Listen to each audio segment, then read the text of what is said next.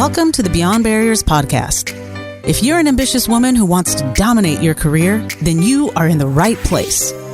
This podcast is co-hosted by Nikki Barua, digital innovator, serial entrepreneur, author, and speaker, and Monica Marquez, ex-Googler, diversity expert, and senior corporate leader.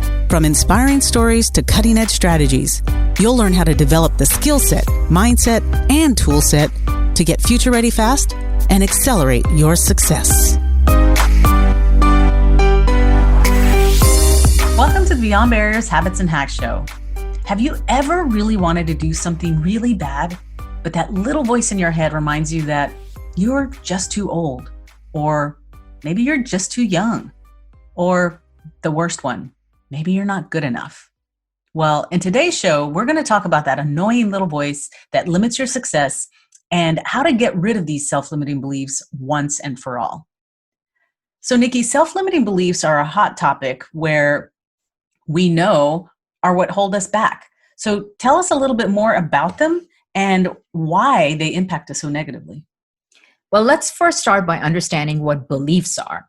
So belief systems are really the foundation of the basis of how we look at the world. These are sometimes grounded in fact, and sometimes are grounded in emotion and life experience.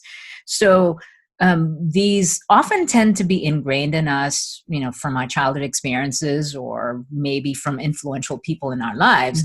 And we start to see them as true. So self-limiting beliefs are frankly just that. They're a type of belief that we hold about ourselves. But here's the downside. They often crush our motivation and they hold us back from achieving everything we can and being all that we're capable of. So an example might be, remember as a kid, every time you cleaned your room or, did some kind of responsible behavior, right, you were rewarded by hugs and adoration and affection from your parents. Or money. Well, that too. But, something as simple as just cleaning your room and you get the hugs and kisses and all the praise about being a good kid. Now, suddenly you start to associate that when you do things, people love you.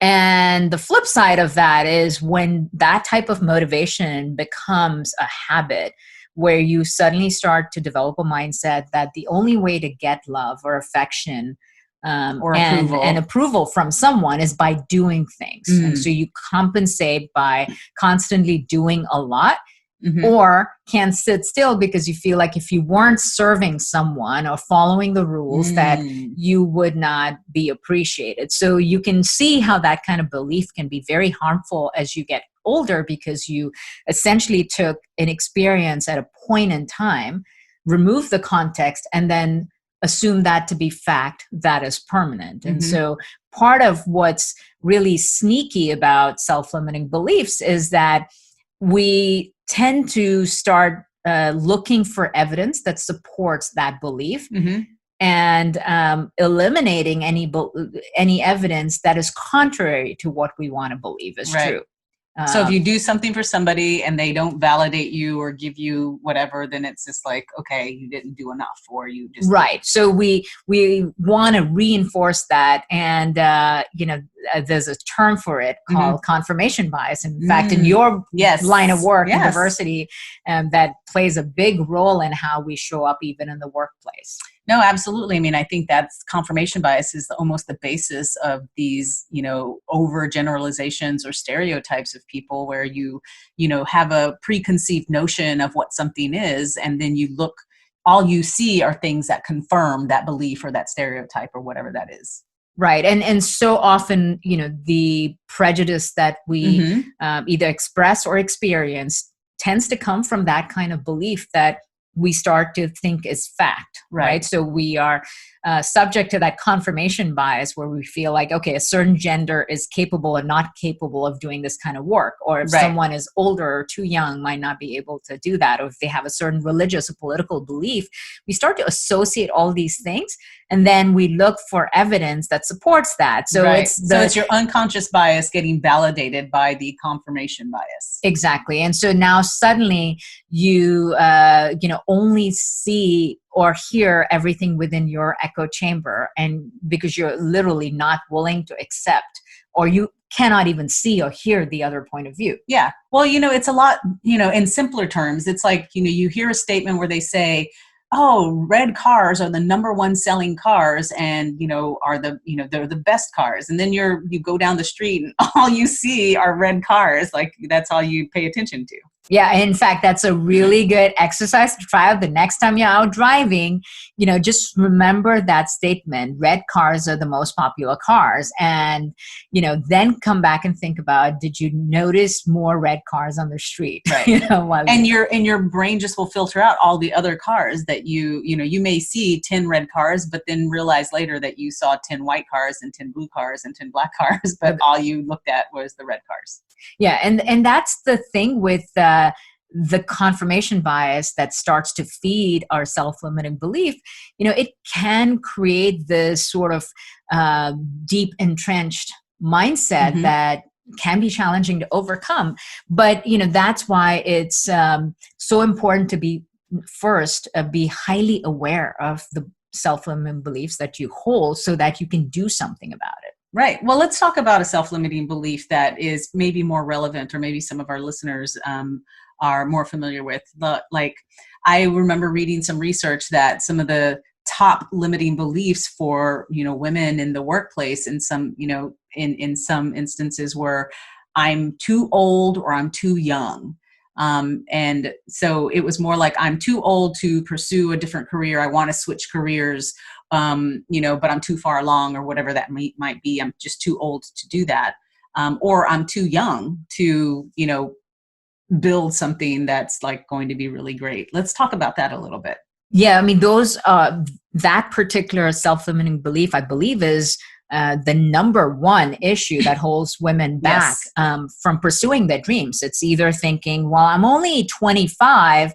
Who am I to call myself an expert, and who am I to start my own company or lead a huge team or apply for this big opportunity? On the other hand, you could say, well, I'm 75. Who am I to dream all these things? And so you start to negotiate against yourself, and then you look for evidence that is supporting that.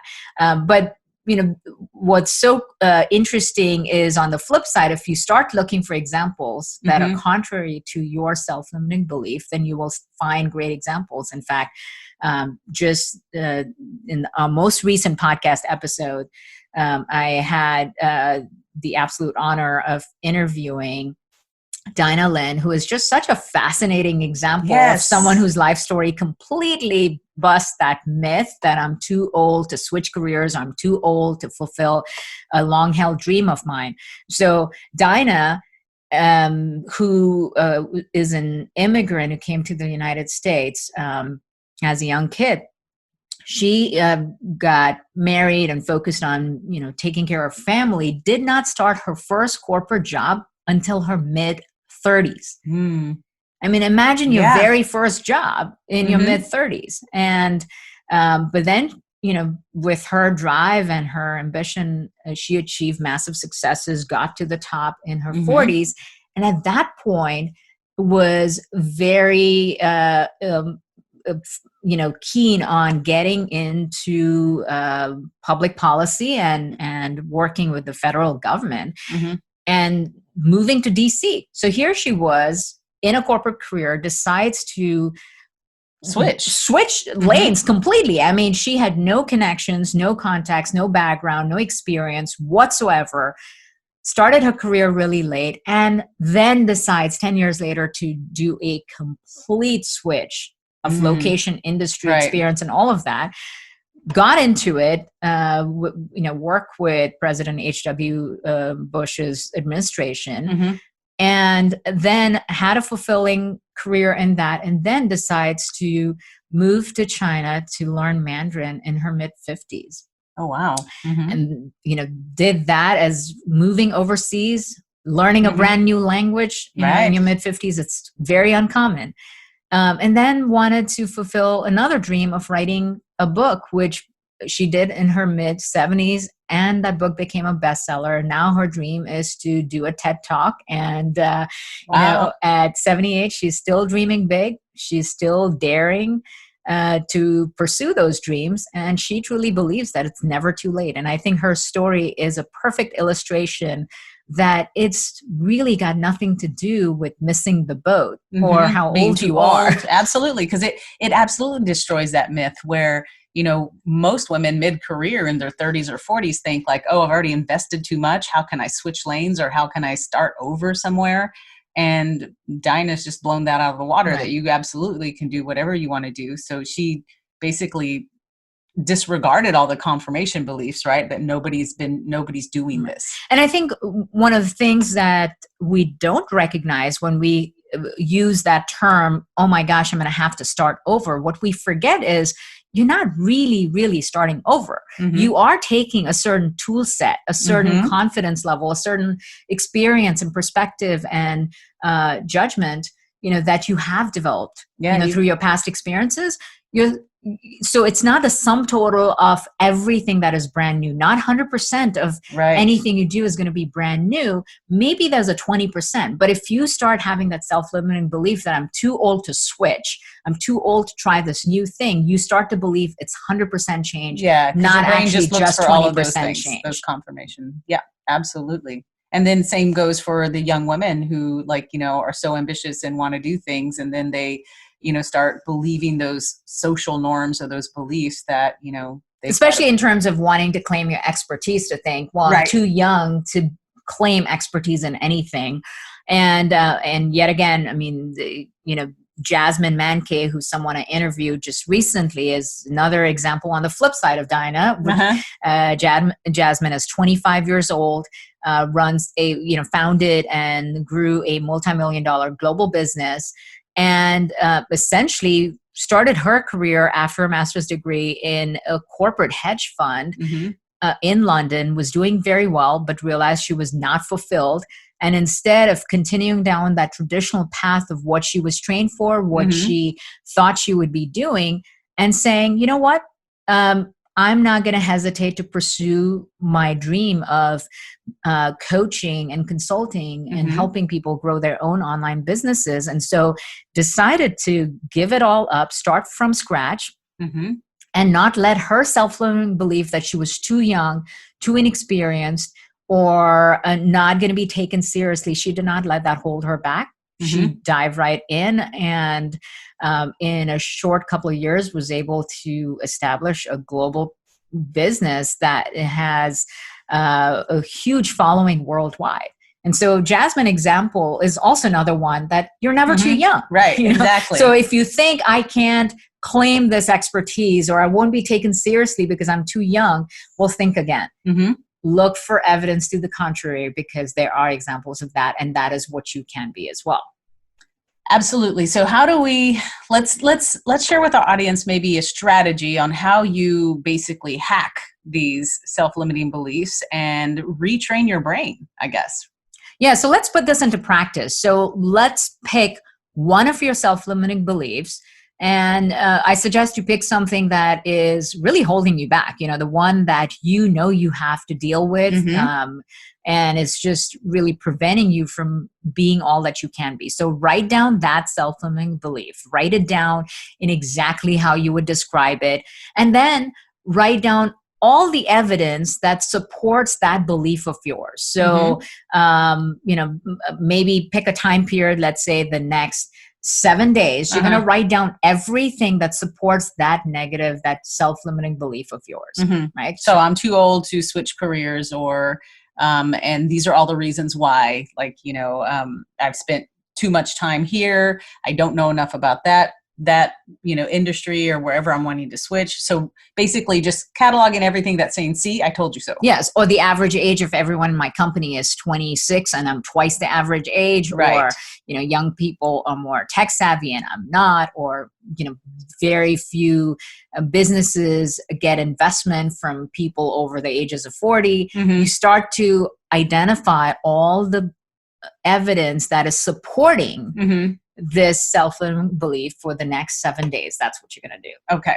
And then the key to it, though, is the other half, right? Right. So now that you've gotten this evidence, now what you're going to do is for the next 30 days, you're going to do the exact opposite, which is you will intentionally find evidence to support your new belief. So your new belief, your old belief was, I'm too old to pursue my dreams. Your new belief is, I'm never too old to pursue my dreams. So now start to look for evidence that supports that. So find people or examples that absolutely bust the myth of being too old or being too young, or whatever that might be for you. Right. So someone could just listen to Dinah Lynn's episode and hear all of the amazing things that she did at 40, 50, 70, now 80, and say, okay, that's some confirmation, some confirmation or evidence that it can be done. You're never too old to pursue your dreams. And so if you're thinking of switching careers, or you're thinking, my gosh, I'm 43 years old and I want to launch my first business.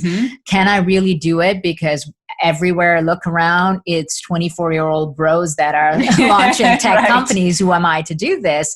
Or, I don't see people that look like me or sound like me that are starting companies. Can I really do that? So those are all self-limiting beliefs. So for the next 30 days, you're going to look for example that supports your new belief that yes, you can, and you're going to find evidence of that. Now, that's going to be really hard at first, right? Because you're going to be fighting against, or potentially years of just habitual information that has been ingrained into your belief system. So, it doesn't mean that the new evidence or that evidence isn't out there. You're just not looking for it. But because now you're training your brain or tricking your brain to look for that new evidence, it'll start getting easier with time, right? It's just like the red car, blue car example. Right. You're essentially giving your brain a cue to look for the red car. So not only are you seeing more red cars, but your brain is filtering out all the blue cars that may be passing by, but you're ignoring them now. So what you're doing is conditioning your mind to focus on the positive reinforcement that you need to have an empowering belief that will lead you to action, and filter out the evidence that is reinforcing a negative belief that is holding you back. So you're retraining your brain for the positive evidence. Exactly. Awesome. And then, so I guess the best thing to do then is you remind yourself, let's do this. The easiest thing is do it 5 minutes before you go to bed, right? Think of a new positive reinforcing piece of evidence for your new belief and write it down. And then in the morning when you wake up, that's the first thing you read as well. And you start ingraining that into your brain, that new piece of evidence of your new empowering belief. So that's your homework, everyone. Pick one limiting belief and take the strategy that we shared with you today and take action today. So tonight you are going to write down that limiting belief and all of that evidence that helps you believe and say it is so. And then beginning tomorrow, you're going to start flipping that and writing down all that positive evidence. And make sure you share it with us on social media. Tag us so that we can highlight your story. And then if you'd like, visit us at iambeyondbarriers.com, where you'll find show notes and links to all the resources in this episode. Thanks for listening. There are thousands of podcasts out there, and we are so grateful that you've chosen to listen to ours. Visit iambeyondbarriers.com, where you'll find show notes and links to all the resources referenced in this episode. And be sure to take the quiz on the website. Your score will tell you where you are, what helps you gain momentum, and what holds you back. You'll also get a free guide with cutting-edge career strategies. We'd also love to hear from you. Share your comments and topic suggestions on iambeyondbarriers.com. And we'll be sure to address them in future episodes. If you enjoyed our show today, please subscribe and rate the podcast, or just tell a friend about it. See you next episode.